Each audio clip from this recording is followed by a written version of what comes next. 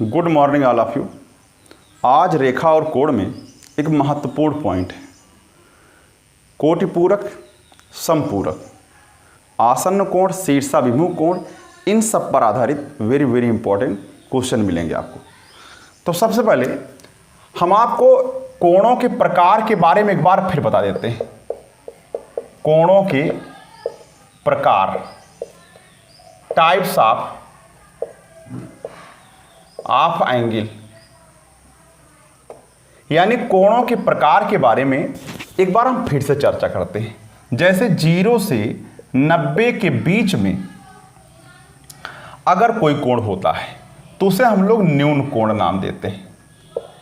न्यून कोण अक्सर उसकी आकृति इस प्रकार से होती है, थीटा। अच्छा, और 90 अंश का अगर कोण है तो उसे हम लोग समकोण कहते हैं।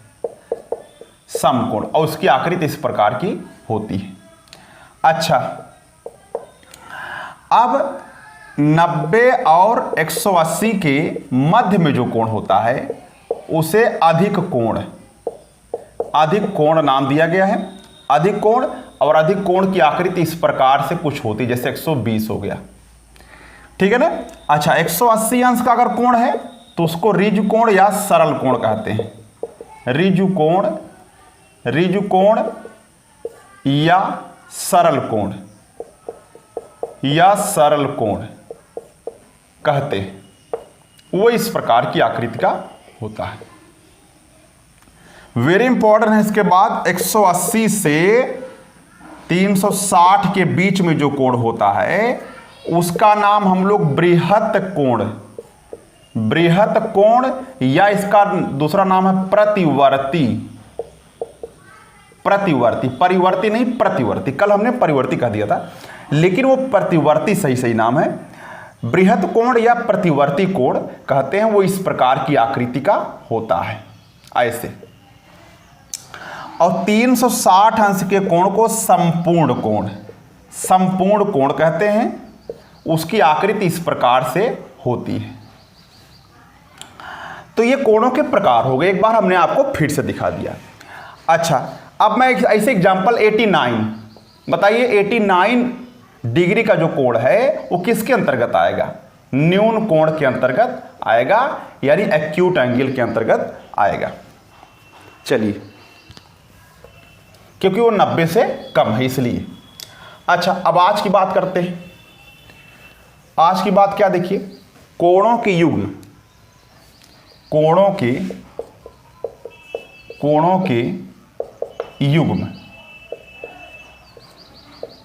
Pair of angle.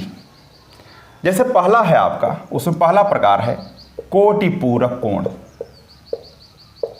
Very important है कोटिपूरक कोण। अच्छा, कोटिपूरक कोण यानी कॉम्प्लीमेंट्री एंगल।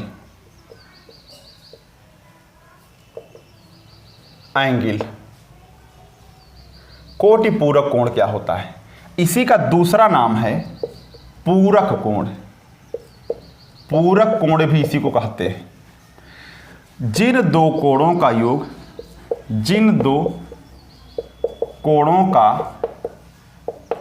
योग 90 डिग्री हो जाए, उन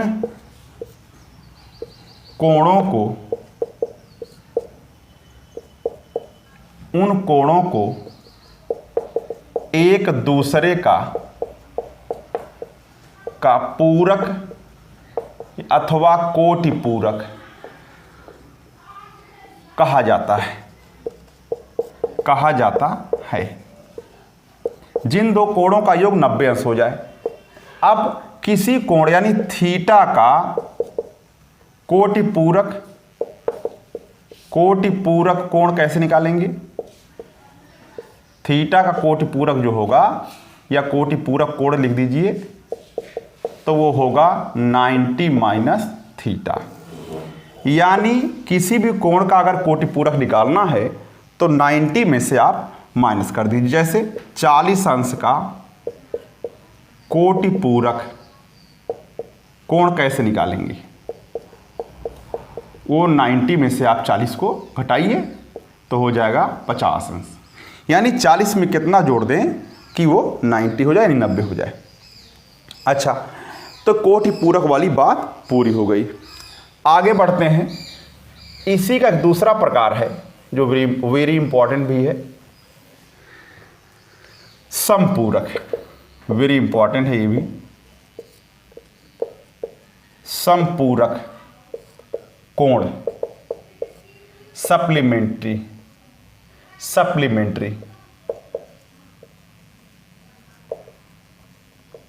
एंगल। ठीक है ना। समपूरक कोण क्या होता है? जिन दो कोणों का योग 180 अंश हो जाए। ठीक है ना। जिन दो कोणों का योग 180 अंश हो जाए वे आपस में समपूरक कोण कहलाते हैं। एग्जाम्पल में या ऐसे ही कह सकते हैं, थीटा का समपूरक कोण होगा 180 माइनस थीटा हो जाएगा। यानी 180 में से घटाने पर हमको समपूरक मिल जाएगा। एग्जाम्पल ले लीजिए, 120 अंश का समपूरक कोण क्या होगा? तो 180 अंश में से 120 घटाइए, यानी 60 अंश हो जाएगा। इस प्रकार समपूरक की प्रक्रिया पूरी हो जाती है। आगे बढ़ते हैं।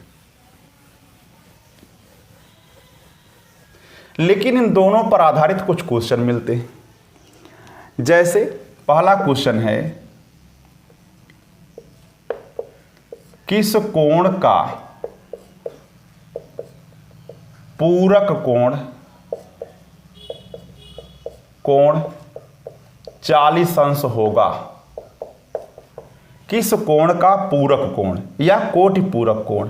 तो आप 90 में से 40 को घटा दीजिए, आएगा 50 अंश हो जाएगा। इस तरीके से। एक दूसरा क्वेश्चन है, यदि किसी कोण के समपूरक और पूरक या कोटि पूरक लिख दीजिए, समपूरक और कोटि पूरक कोणों का योग ध्यान दीजिए, किसी कोण के समपूरक और कोटि पूरक कोणों का योग कुछ भी दे दे। मान लीजिए जो है आपको दे दिया है 190, मान लीजिए 40 और आपका 140 कितना 180 अंश दे दिया है। किसी कोण के समपूरक और कोटि पूरक का योग 180 अंश है, तो वह कोण क्या होगा? क्या है? जैसे अब कोई कोण मान लीजिए थीटा है, इसका अगर हम कोटि पूरक निकालेंगे तो 90 माइनस थीटा होगा। ये कोटि पूरक हो गया। और समपूरक 180 माइनस थीटा होगा। दोनों जोड़कर 180 के बराबर है, दोनों कट गया। तो ये होगा 2 थीटा इक्वल टू 90 हो गया। तो थीटा इक्वल टू 45, यानी 45 वो कोण है जिसका अगर हम कोटि पूरक निकालेंगे तो 45 होगा, लेकिन अगर समपूरक निकालेंगे तो 135 होगा। दोनों जोड़ दीजिए तो आपको 180 मिल जाएगा। उत्तर की भी आप जांच कर सकते हैं इस तरीके से। अच्छा, इसी प्रकार आगे बढ़ते हैं। अगला है आसन्न कोण। आसन्न कोण ये क्या होता है, इसके बारे में जानते हैं। जो दो कोण एक में ही जिनका बिल्कुल साथ में, यानी कि जिनका जो एक रेखा है दोनों में कॉमन, यानी एक में ही जुड़े हुए हो, ऐसे दो कोण जो बिल्कुल जिनके शीर्ष आपस में जुड़े हुए हों, आप कह सकते हैं। अच्छा, तो अगर ये मैं इसकी बात करूं, ये O हो गया, A, ये B और ये C। अच्छा, तो कहने का मतलब यानी उनके शीर्ष एक ही बिंदु पर हों तो ये दोनों आसन्न कोण कहलाएंगे। अब देखिए कौन कौन, ये कोण x है और ये कोण y है, तो x और y आसन्न कोण है, आसन्न कोण है, ठीक है ना, एक दूसरे में जुड़े हुए हैं, या यूं कह दीजिए उनके शीर्ष जो है समान है, तो आसन्न कोण कहलाएंगे। आगे बढ़ते हैं। अगला वेरी इंपॉर्टेंट है रेखीय युग्म। रेखीय युग्म या रैखिक युग्म, रैखिक युग्म, रेखीय युग्म या रैखिक युग्म। ध्यान दीजिए, ऐसे दो आसन्न कोण, ऐसे दो आसन्न कोण जिनका योगफल 180 अंश हो जाए, वे आपस में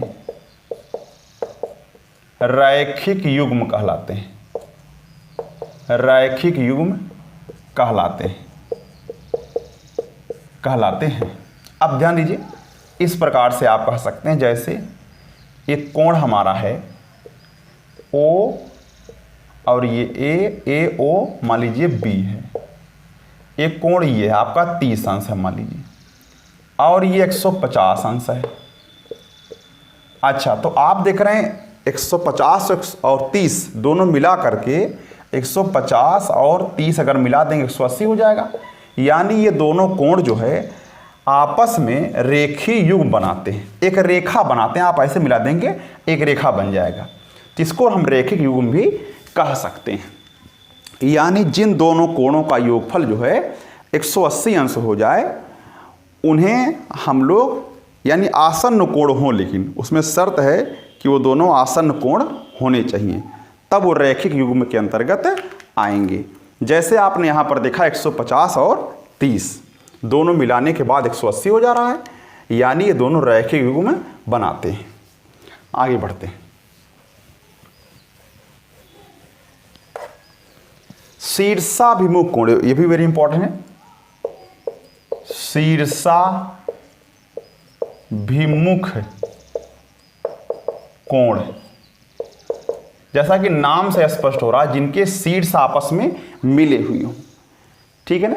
यानी जब दो रेखाएं एक दूसरे को प्रतिच्छेद करती हैं तो जो आमने सामने के कोण कहलाएंगे आपको, उन्हें हम लोग कहेंगे शीर्षाभिमुख कोण। जैसे दोनों रेखाएं प्रतिच्छेद कर रही हैं, आप इस तरीके से मान सकते हैं, ये A है और ये आपका B है, ये C है और ये D है। AB और CD दो रेखाएं हैं, दूसरे को प्रतिच्छेद कर रही हैं, X और Y और X और Z, या कुछ भी एक और दो मान सकते हैं।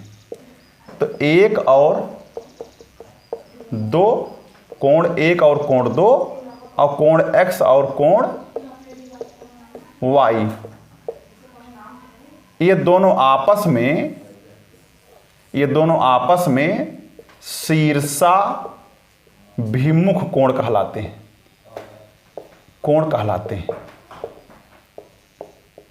ठीक है ना। यानी X का शीर्षाभिमुख Y होगा और Y का शीर्षाभिमुख X होगा, एक का शीर्षाभिमुख 2 होगा और 2 का शीर्षाभिमुख 1 होगा। ध्यान रखिए, शीर्षाभिमुख कोण हमेशा बराबर होते हैं, जैसे कोण 1 बराबर कोण 2, कोण X बराबर कोण Y है। ये दोनों कोण आपस में बराबर भी होंगे। आगे बढ़ते हैं।